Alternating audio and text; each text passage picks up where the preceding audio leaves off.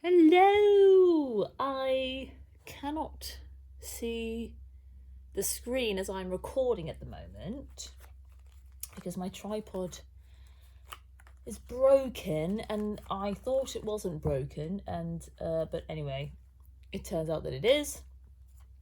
But I'm telling you because a couple of reasons. I will be showing you the cards as always, or bringing them up to the camera and hoping that you can see them. And just a slightly different way of recording, but also I feel that it is very indicative of some energy this week, which has really been very kind of, I guess it's Seven of Pentacles, very Seven of Pentacles, which is that there's a lot of richness. It's almost like you can't move forward until you've kind of like, there are things that you have to see, and maybe actually probably a bit of Two of Swords plus Seven of Pentacles kind of thing, which is like there's more to see, there's more to know before we can move forward. But why it was pretty frustrating though is because there's definitely this kind of clarity and awareness of where we want to go, but it's not necessarily happening when, And then I had this insight just before I came on, and it really was with all these kind of like, I'm going to call it twin flame stories, because kind of ebbs and flows the story and how present it is in everything. I'm just having a look at the thing. I'm not sure whether you can actually see my head if I'm down there. Probably you can.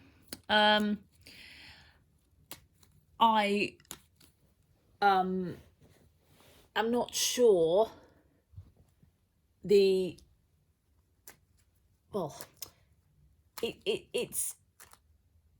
it kind of like ebbs and flows as a story, right? As in, it seems to be kind of like very present as a story, and then it goes into, it's more of the individual. So it's like the relationship focus and then maybe the individual focus. That's how I feel the kind of collective energy of things. And at the moment, it seems like there's a big resurgence of it. And the message regarding it really is, and the insight I had was, these relationships are kind of like the timing literally has got nothing to do with you. So it really does require that you connect genuinely in and with the present moment, with no attachment to any outcome whatsoever or any future, even if, as can happen, this awareness of a future exists in the present, right? Even if that is so, one cannot attach to that. Or so, it's like, well, I know we're going to be together and I know we're going to do this or whatever, this feeling, or this sense, right? That is true, may very well be true, but you don't know when. The insight that came to me was that these are ordained. It is written. And it's like a story that's been written. It's like an album. You might very well be kind of like wanting to get to track 10 because you've seen the album track playlist, but that doesn't matter. It gets there when it gets there, right? And I don't know why that seems important, but it just seems important for right now. Okay. So, we're almost ready to go. And off we go. 1, 2, 3, 2, 1.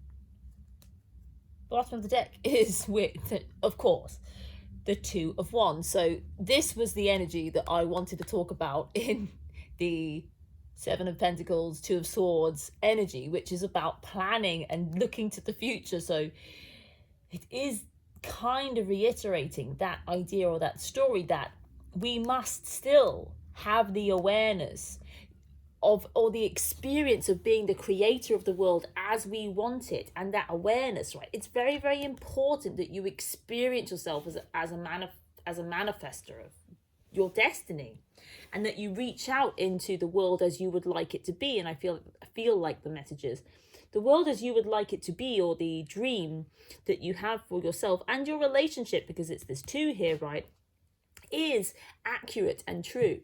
But all your job is to know. Your job is to put it out there, because when it comes into our consciousness, you are laying the path for the manifestation, so to speak. So you are receiving the message, essentially, your destiny. You're open to and receiving your destiny, and then you are with your thoughts. Well, it's a one-on-one process. When you become conscious of your destiny in that regard, you are creating it. It exists, right? So you just have to know that it's created, because otherwise you wouldn't be experiencing it in your consciousness. And then after the two comes the three. So it's like, and then know that there's always going to be this period of time whereby it's coming, but it's not here yet. And that is the intuitive experience. And maybe that's your twin flame experience or whatever. I just got a drink here. I very much feel as though this, I don't know, it's twin flame story or whatever is very, very present this week. So that's just what's coming out. Okay. First card for you is the Page of Cups. I'm going to have to look up here and see what's going on here. Oh, a bit far away. Okay. Second card is Death. Third card is the Ace of Swords. Fourth card, the Hanged Man. Well, okay. Let's move this over a bit. First card for the Mirror, the Lovers. Second card, Four of Swords. Third card, Nine of Wands. Fourth card, Queen of Pentacles. I wanted to say Pentacles then for some reason. Middle cards we shall reveal at a later time, as per this Two of Wands message. And here we go. So, right, yeah, first card for you, interestingly, the Page of Cups. This is about communicating and communication of your feelings in an easy, generous, beautiful and loving way. Just to kind of like you in the world. The page is a youthful energy, and it feels, oh, there's a butterfly outside my window. Quite a large butterfly just kind of flew in and out around my window, which is kind of rare for this time of year. Anyway, the Page of Cups is about communicating how you feel to everybody. It's in a way that it's kind of like, that is just who you are. Who you are is this new easy flow, of, so it's to say, oh, this person so and so always communicates really easily and is loving and generous and kind, but it's genuine. It feels like it's just an effortless kind of presence and easiness. And it's also very important, and it indicates that you have something very beautiful to share. Please don't hold back in that. And I always say, don't underestimate how powerful you are, and don't underestimate how powerful you are in this Page of Cups energy, even though it might seem like it's not such a huge card, right? They're all equal in their pertinence, in their, and when they're here. So it really feels like just being who you are and communicating that easily and openly and generously is occurring, or is all that is needed, and is an energy that's kind of moving and shifting in. And it feels like a confidence. It feels like this kind of, as children do, have a bit of a have kind of confidence to just kind of speak how they feel. I mean, not always, but it's just, there's no thought that will kind of get in the way, or any kind of like social anxiety. It feels like it's like a complete lack of social anxiety, and just presence and communication is beautiful. And then on this mirror side, we have the Lovers. So, you know, a big relationship kind of basis here. Major Arcana, only Major Arcana so far for the mirror. And it is, wow, it's kind of like, really feels like a kind of merging, actually. This masculine and feminine energy present on the same card, in the same place, you know, on the same page. And present with one another. It feels like stillness.